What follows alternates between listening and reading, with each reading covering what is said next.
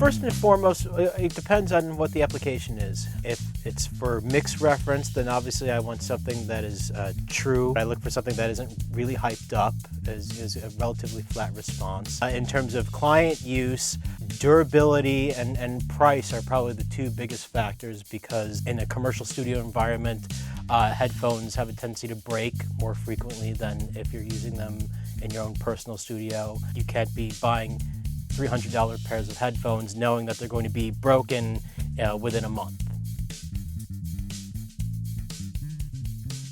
I do both extremes when using headphones for mixing. Use something that's a little higher end, that rivals a really good set of near-field monitors, and then I'll use a pair of $25 earbuds, because more often than not, that's what people are going to be listening to the mix on.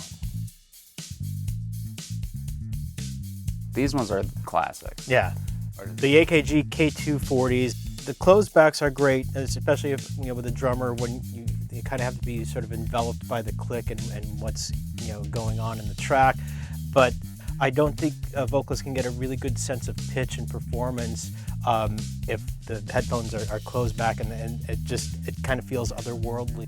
We record a lot of choirs, and people really like that because they can hear a little bit of the other people, whereas if it would have been a totally closed one, it's a little harder. With them being open back, they are a little lower gain, and so if you are doing something like an intimate vocal performance and you have to have a click or some other instrument in there that just bleeds through, they're not always the best choice. The Shure SRH 840s are I think are really great headphones in a couple of respects. Number one, they sound really good. They sound excellent.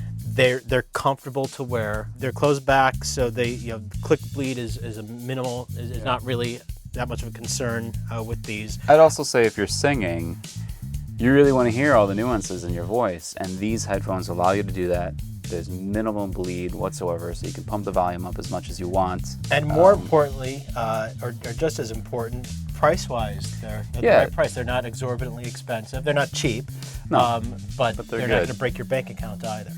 So this is a new pair that we got recently by Audio-Technica, the ATH M20X. One of the best points about this is that it has a metal frame, and so if we know that the clients are going to be a little more aggressive with the headphones, and some are, I'll give them these because they can stretch them and it's not going to break.